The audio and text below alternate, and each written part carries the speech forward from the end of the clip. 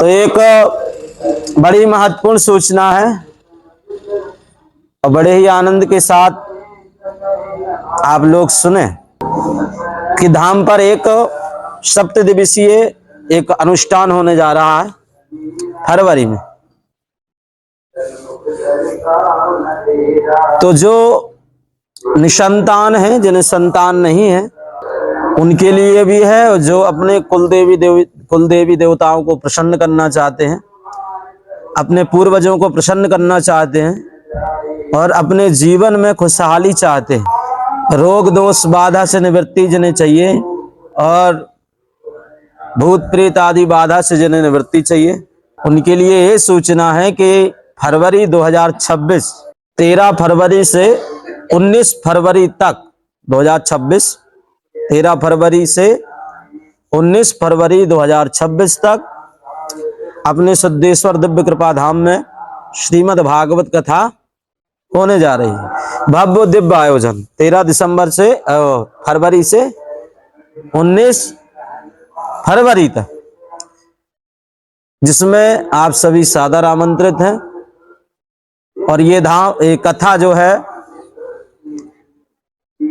वो धाम की तरफ से की जा रही है, जिसमें मुख्य यजमान हमारे सिद्धेश्वर बालाजी सरकार है, सिद्धेश्वर महादेव हैं और बरमदेव सन्यासी बाबा बेहानार सिंह बब्बा है। गहादरा की वो सभी दिव्य शक्तियां हैं और अपने लोहारी लड़ोई की जितने भी खेरे की शक्ति हैं, जितने भी देवी देवता हैं, उन सबको प्रसन्न करने के लिए, उन सबका आशीर्वाद प्राप्त करने के लिए यहाँ पर श्रीमद् भागवत कथा हो रही। तो जो जो चाहते हैं कि हमारे घर के कुलदेवी देवता भी कथा को सुने, हमारे पूर्वज पितर देवता भी इस कथा को सुने, हमारे कुलदेवी देवता भी सुने, हमें सुख संपत्ति प्राप्त हो, और जो संतान वाले हैं वो लोग इस कथा में बैठ सकते हैं। और जिनके लिए हम बोले थे पूर्व में गोपाल शास्त्र नाम आदि के पाठ, वो भी इस कथा में बैठ सकते हैं, है ना। तो इस कथा में यजमान दृश्य और अदृश्य रूप से बब्बाजू है, क्योंकि यदि अपने देवी देवता प्रसन्न है, बालाजी प्रसन्न है, महादेव प्रसन्न है, अपने घर के पूर्वज प्रसन्न है, तो हम सब पर जरूर कृपा होगी, क्योंकि जिसके ऊपर राम कृपा है उस पर सभी कृपा करते हैं। इसलिए हम लोग अपने देवी देवताओं को प्रसन्न करने के लिए ये भागवत कथा का अनुष्ठान यहाँ पर हो रहा है। और इस भागवत कथा में जो व्यास जी हैं, श्री विजय कृष्ण शास्त्री जी महाराज के पुत्र श्री अविनाश कृष्ण शास्त्री जी के मुखारविंद से दिव्य भव्य भागवत कथा होने जा रही है। तो जो भी चाहते हैं इस कथा में हम यजमान बने, इस कथा में अपने देवी देवताओं को कथा सुनाएं, यह कथा हम अपने पितृ देवताओं को कथा सुनाएं, जिसके धाम पर आ रहे हम, जिनकी शरण में आ रहे, उनको प्रसन्न करने के लिए इस अनुष्ठान में सम्मिलित हों, सहयोग करें। तो जिन जिन की इच्छा कि इस कथा में हमारा सहयोग हो तन मन धन से, वो लोग सहयोग कर सकते हैं, क्योंकि इसमें कोई भी यजमान नहीं, ठीक है ना। और जो कुछ करना है हम सबको करना है, हम सबको मिलकर के इस कथा को भव्य दिव्य बनाना है।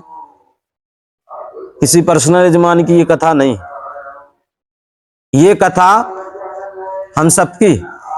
और 13 फरवरी को यहाँ पर भव्य दिव्य कलश यात्रा निकाली जाएगी, जिसमें आप लोग सम्मिलित होकर के भगवान की उस कलश यात्रा को भव्य दिव्य बनाएं।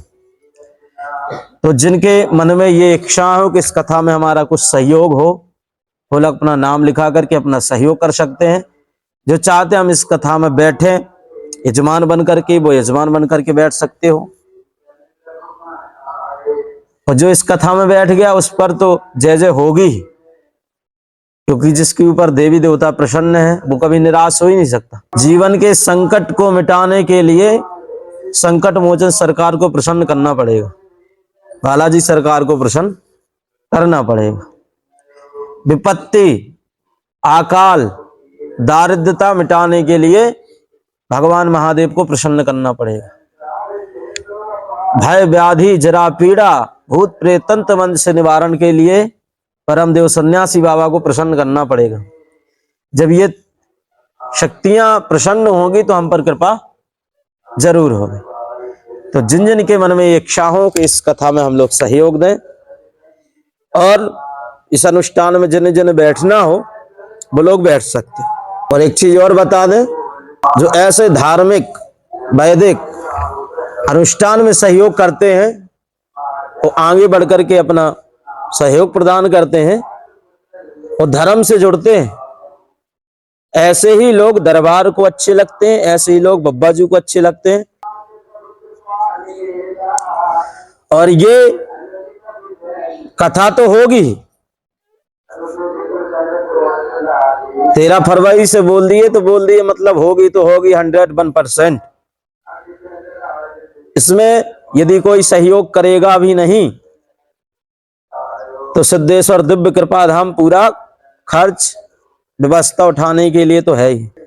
कथा से जुड़ोगे तो जीवन की व्यथा समाप्त होगी। तो जिन्हें इच्छा है, जिनकी इच्छा है वो लोग इस कथा में सम्मिलित हो सकते हैं। और जो चाहते हैं हम मुख्य रूप से यजमान बनकर के भी इस कथा में बैठे, वो लोग भी बैठ सकते हैं। क्योंकि फरवरी में इसलिए रखी है क्योंकि थोड़ी ठंडी भी कम हो जाएगी और नॉर्मल मौसम हो जाएगा।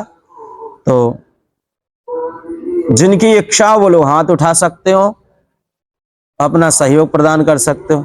देखो 1 2 3 4 5 6 7